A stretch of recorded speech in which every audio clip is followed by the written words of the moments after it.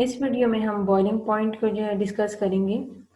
Boiling point की definition पहले देख लेते हैं।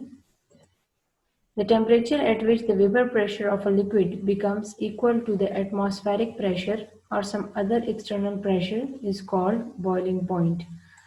वो टेम्परेचर जिस पर किसी भी सब्सटेंस या किसी भी लिक्विड का जो वेपर प्रेशर है वो बाहर के प्रेशर के बराबर जो एटमॉस्फेयर का है या फिर किसी दूसरे बाहरी या बैरूनी प्रेशर के बराबर हो जाए तो हम कहते हैं कि उस टेम्परेचर पे वो लिक्विड बॉयल होना शुरू हो जाता है। अब इसके लिए जो टर्म वेपर प्रेशर है पहले इसको समझना ज़रूरी है। लेट सपोज आपके पास किसी बीकर में लिक्विड पड़ा हुआ है और उस पर कोई भी ढक्कन नहीं है, तो क्या होगा कि कुछ लिक्विड जो पार्टिकल्स हैं वो एवापोरेट होके इन्वायरमेंट में चले जाएंगे। लेकिन अब इसमें आपके पास ऐसा भी होगा कि कुछ वेपर्स जो हैं वो लिक्विड की जो सरफेस है उनको वापस कैच अप कर लेगी। तो पहले जो लिक्विड मॉलिक्यूल्स इन्वायरमेंट में जाएंगे उस प्रोसेस को हम कहते हैं वेपराइजेशन। फिर जब मॉलिक्यूल्स जो है कुछ वापस अपनी लिक्विड की सरफेस की तरफ आते हैं उस प्रोसेस को हम बोलते हैं कंडेंसेशन। अब शुरू में क्या होगा कि the rate of vaporisation will be greater than the condensation rate. Vaporisation जो है वो कंडेंसेशन से ज़्यादा होगी, लेकिन वक्त जब गुजर जाएगा तो क्या होगा कि वेपराइजेशन और कंडेंसेशन की रेट जो है वो बराबर हो जाएगी। अब वो प्रेशर ये जो लिक्विड मॉलिक्यूल्स हैं ये अपनी ही सरफेस पे जब एग्जर्ट करेंगे, इस वक्त जब रेट ऑफ वेपराइजेशन और रेट ऑफ कंडेंसेशन बराबर हो जाएंगे तो उस वक्त इस प्रेशर को हम बोलते हैं वेपर प्रेशर। ये इस लिक्विड का वेपर प्रेशर हो गया। अब यही जब किसी भी लिक्विड का जो ये वेपर प्रेशर है वो एटमॉस्फेरिक प्रेशर के बराबर हो जाए तो उस टेम्परेचर पे लिक्विड जो है वो बॉयल होना शुरू हो जाता है। बॉइलिंग पॉइंट में जब शुरू में हम किसी भी लिक्विड को हीट प्रोवाइड करेंगे तो पहले उसके टेम्परेचर जो है वो बढ़ेगा। टेम्परेचर बढ़ने से जो है वो मॉलिक्यूल्स की काइनेटिक एनर्जी ज़्यादा हो जाएगी।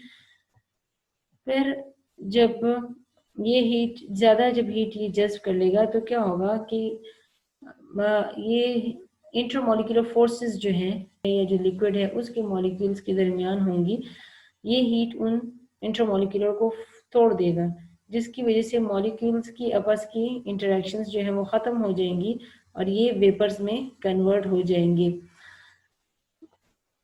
सॉल्वेंट्स कोई भी जो है या जो लिक्विड है उनकी सारी जो प्रॉपर्टी है वो इसी वजह से होती है कि एक मॉलिक्यूल जो है वो दूसरे मॉलिक्यूल के साथ इंटरमॉलिक्यूलर अट्रैक्शन के थ्रू, जिसमें हमारे पास हाइड्रोजन बॉन्डिंग है, डाइपोल डाइपोल फोर्सेस हैं या नॉन डिस्पर्जन फोर्सेस हैं, उसके थ्रू एक दूसरे के साथ ये अटैच होते हैं। लेकिन एक दफ़ा जब आप इसको हीट प्रोवाइड करेंगे तो क्या होगा कि ये इंटरमॉलिक्यूलर फोर्सेस जो हैं वो ब्रेक डाउन हो जाएंगी, टूट जाएंगी, मॉलिक्यूल इंडिपेंडेंट हो जाएंगे और ये वेपर्स में कन्वर्ट होके एवेपोरेट हो जाएंगे।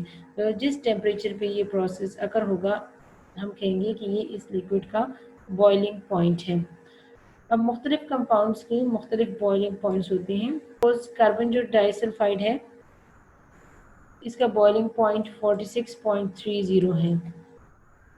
कार्बन टेट्राक्लोराइड का बॉइलिंग पॉइंट 76.50 है।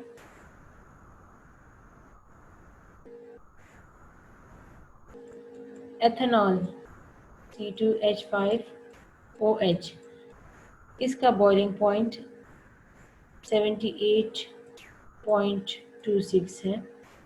वाटर का बॉइलिंग पॉइंट 100 डिग्री C है और एसिटिक एसिड का बॉइलिंग पॉइंट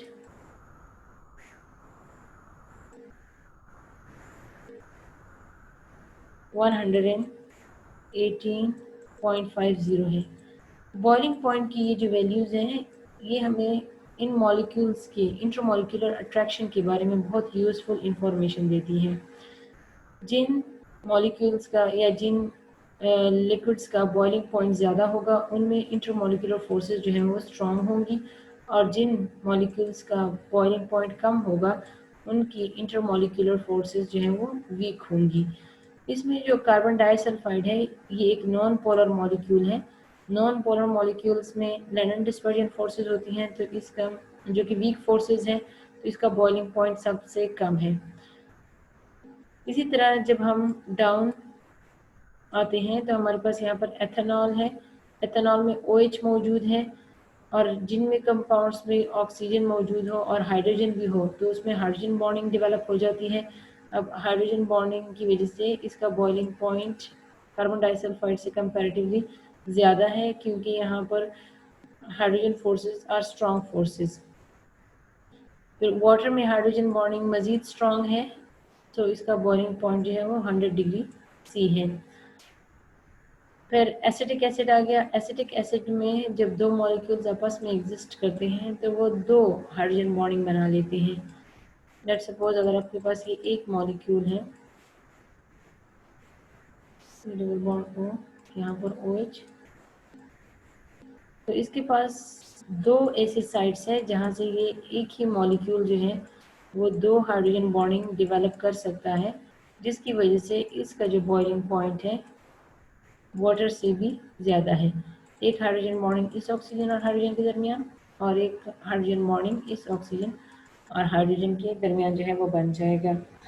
अब अक्सर कम्पिटिटिव एग्ज़ाम्स में क्वेश्चंस आते हैं, आपको जो है मुख्तलिफ कंपाउंड्स दिए गए होते हैं और पूछा गया होता है कि बताएं कि इसमें से सबसे कम या सबसे ज़्यादा बॉइलिंग पॉइंट किसका होगा। तो ऐसा नहीं है कि आपको उसके लिए बॉइलिंग पॉइंट की वैल्यूज़ जो है वो याद होनी चाहिए। आप जस्ट मॉलिक्यूल पे जो है वो गौर करें कि मॉलिक्यूल में कौन से फोर्सेस हैं, मॉलिक्यूल पोलर है या नॉन पोलर है, या आया उसमें कुछ ऐसे फीचर है जिसकी वजह से उसमें हाइड्रोजन बॉन्डिंग हो सकती है। तो जब ये आप फाइंड आउट कर लेंगे तो उस बेस पे फिर आप बता सकेंगे कि किसका बॉइलिंग पॉइंट कम या ज़्यादा, जो भी क्वेश्चन में पूछा हो वो बता देंगे।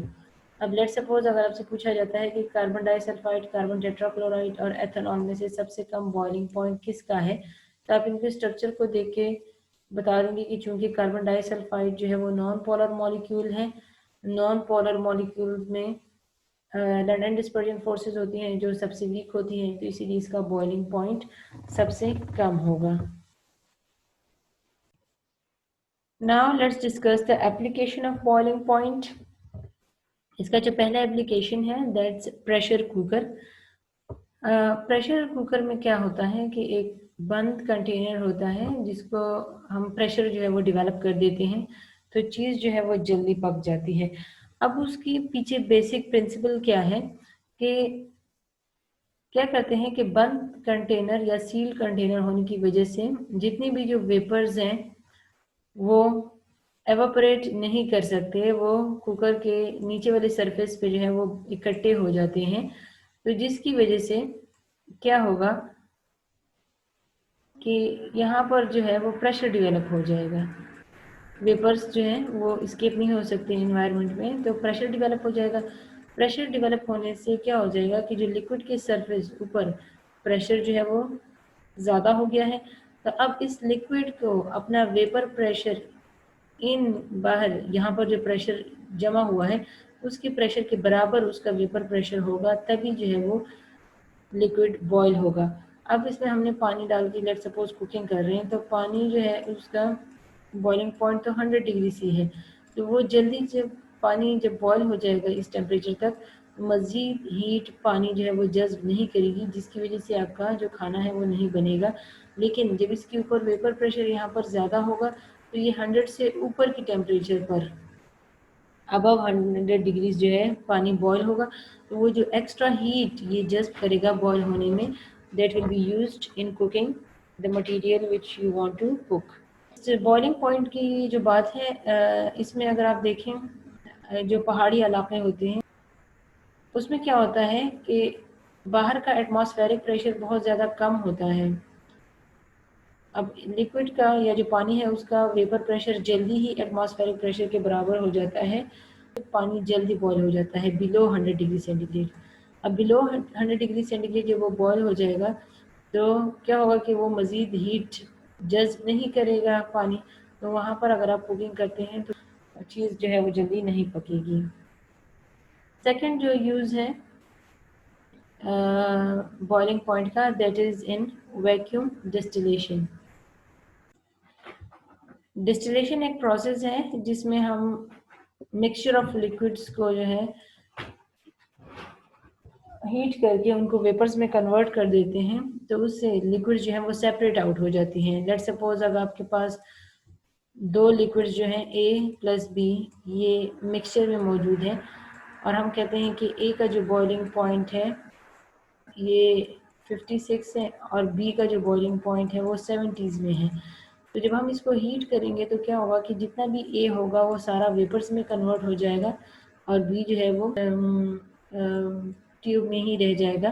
तो दोनों जो हैं एक दूसरे से सेपरेट आउट हो जाएंगे। अब कुछ कंपाउंड्स ऐसे होते हैं कि वो अपने बॉइलिंग पॉइंट पे डिकम्पोज हो जाते हैं, जैसे कि ग्लिसरीन है। ग्लिसरीन 290 डिग्री सेंटीग्रेड पे बॉयल होता है, लेकिन इसी टेम्परेचर पे ये डिसइंटीग्रेट भी हो जाता है, डिकम्पोज हो जाता है। तो इसीलिए इसको डिस्टिलेट करना किसी भी दूसरे लिक्विड से मुश्किल हो जाता है। लेकिन अगर हम डिस्टिलेशन के प्रोसेस में वैक्यूम डेवलप कर दें तो वैक्यूम से क्या हो जाएगा कि बाहर का जो एटमॉस्फेरिक प्रेशर है वो कम हो जाएगा। तो जब एटमॉस्फेरिक प्रेशर कम हो जाएगा तो ग्लिसरीन जो है उसका बॉइलिंग पॉइंट भी कम हो जाएगा। तो फिर ये जो है वो 210 डिग्री सी पे बॉयल हो जाएगा। अब इस टेम्परेचर पे ये डिकम्पोज नहीं होता। तो ऐसे कंपाउंड्स जो अपने बॉइलिंग पॉइंट पे डिकम्पोज हो जाते हैं उनको अगर हम वैक्यूम में डिस्टिलेट करें तो अपने बॉइलिंग पॉइंट से कम बॉइलिंग पॉइंट पे जो है वो सेपरेट आउट हो जाएंगे और डिकम्पोज भी नहीं होंगे। इसी तरह वाटर जो है इसका बॉइलिंग पॉइंट 100 है, लेकिन हम अगर एटमॉस्फेरिक प्रेशर को 1 एटमॉस्फेयर से कम करके 0.5 एटमॉस्फेयर कर दें तो 0.5 एटमॉस्फेयर पे वाटर जो है वो 82 डिग्री सी पे बॉयल हो जाएगा। वैक्यूम डिस्टिलेशन का जो सबसे बड़ा बेनिफिट है, एक तो ये है कि it decreases the time for distillation, distillation करने में कम टाइम लगता है। और दूसरा, it avoids the thermal decomposition of many compounds, ऐसे कंपाउंड्स जो कि हीट करने से डिकम्पोज हो जाते हैं, अगर हम इसको वैक्यूम डिस्टिलेशन पर करेंगे तो वो बगैर डिकम्पोज हुए डिस्टिलेट हो जाएंगे।